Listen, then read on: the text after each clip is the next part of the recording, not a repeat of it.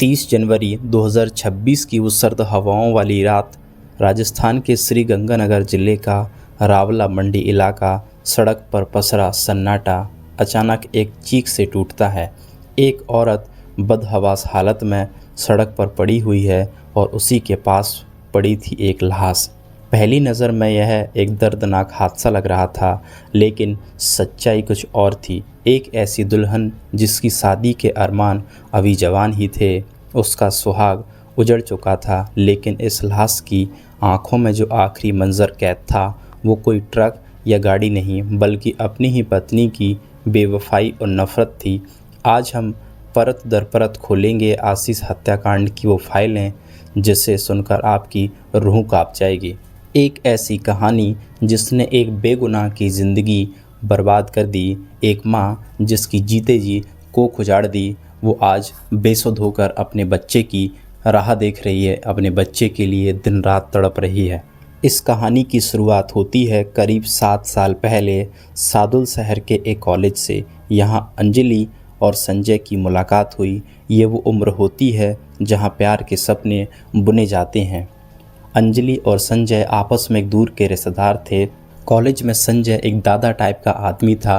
वो लोगों से झगड़ा, मारपीट, गाली गलौज करता था और इस उम्र में लड़कियों को ये चीज़ें अपनी ओर बहुत आकर्षित करती हैं और यही वजह थी कि संजय और अंजलि एक दूसरे के करीब आने लगते हैं। दोनों एक दूसरे के प्यार में पागल हो जाते हैं। वादे हुए, कस्में खाई गईं, लेकिन किस्मत को कुछ और ही मंजूर था। अंजलि के घरवाले इस रिश्ते के खिलाफ थे। अंजलि के घरवालों को पता था कि संजय एक छपरी दादा टाइप का आदमी है, कोई रोज़गार नहीं करता, कोई उसकी इनकम नहीं है, उसका घर परिवार भी उतना फाइनेंशियली स्ट्रांग नहीं है। तो इस वजह से अंजलि के घरवाले इस शादी के सख्त खिलाफ थे। आज के समय हर माँ बाप चाहते हैं कि उनकी बेटी को एक ऐसे घर में दिया जाए जहाँ वो खुश रहे, और यही अंजलि के घरवालों का मानना था। 30 अक्टूबर 2025 को अंजलि की शादी घरवालों की मर्जी से रावला के रहने वाले आशीष से करा दी जाती है। आशीष एक नेक दिल इंसान, एक सरकारी शिक्षक बनने का सपना देखने वाला साधारण युवक।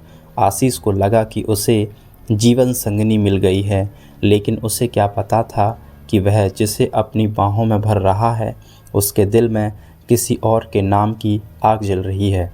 शादी के बाद भी अंजलि का दिल संजय में अटका रहा। ससुराल में रहने की वजह से अंजलि संजय से मिल नहीं पाती और उसको संजय की याद सताने लगती है। अंजलि ने आशीष से कहा कि मैं अपनी आगे की पढ़ाई पूरी करना चाहती हूँ। आशीष भी इस बात के लिए तैयार हो जाता है कि ठीक है, तुम अपनी पढ़ाई करो, मुझे कोई समस्या नहीं है।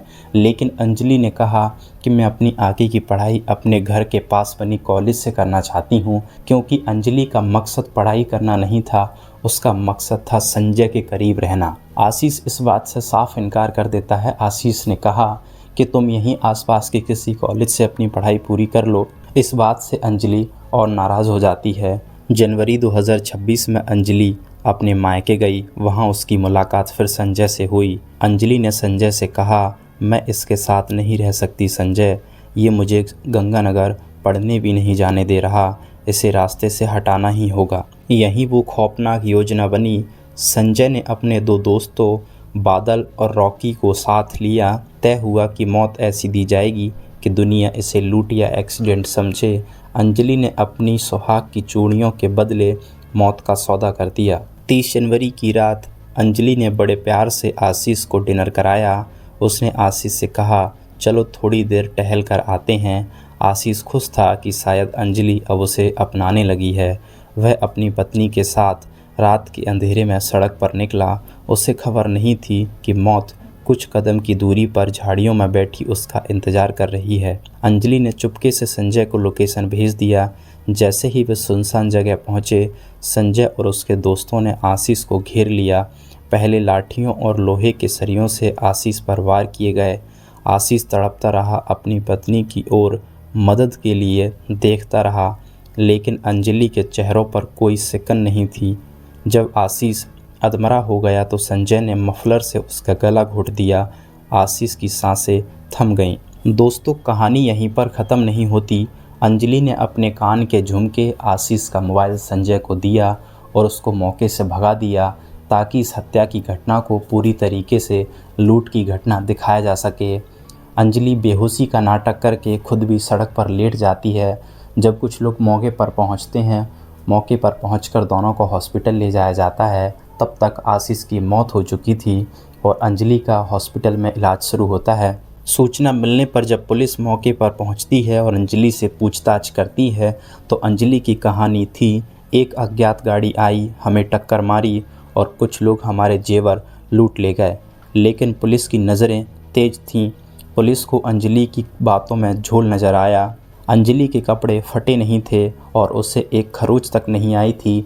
यहीं से पुलिस को अंजलि के ऊपर शक होता है। जब आशीष की पोस्टमार्टम रिपोर्ट आती है तो पूरी कहानी पलट जाती है। रिपोर्ट में साफ साफ लिखा था कि आशीष की मौत एक्सीडेंट से नहीं बल्कि गला घोंटने से हुई है। और यहीं से पुलिस को सबसे पहला शक अंजलि के ऊपर होता है। पुलिस ने जब अंजलि की कॉल डिटेल्स खंगाली तो पता चला कि शादी के बाद भी अंजलि संजय से लगातार कनेक्शन में थी। अंजलि की लगातार संजय से बात होती थी। जब पुलिस ने संजय के बारे में घर वालों से पूछताछ की तो पता चला कि संजय और अंजलि आपस में पिछले 7 सालों से प्यार करते थे। जब पुलिस ने संजय को घेरे में लेकर पूछताछ की तो संजय टूट जाता है और संजय ने पूरी कहानी पुलिस को बताई कि अंजलि और संजय ने दोनों ने मिलकर आशीष की हत्या की है। आज अंजलि, संजय और उसके साथी जेल की सलाखों के पीछे हैं। आशीष के परिवार का इकलौता चिराग बुझ गया। यह कहानी हमें सोचने पर मजबूर करती है कि क्या कोई अपनी पसंद के लिए इतना गिर सकता है कि किसी की जान ले ले। एक तरफ आशीष था जो अंजलि के साथ घर बसाने के सपने देख रहा था और दूसरी तरफ अंजलि थी जो अपने ही घर को आग लगाने की तैयारी कर चुकी थी। श्री गंगानगर का यह केस आज भी लोगों के जहन में एक ही सवाल छोड़ जाता है, क्या प्यार इतना अंधा हो सकता है कि उसे खून के धब्बे नज़र ना आए। अंजलि, संजय और संजय के दोनों साथी पकड़े गए, इंसाफ की जीत हुई, लेकिन एक बेगुनाह अपनी जान गंवा बैठा।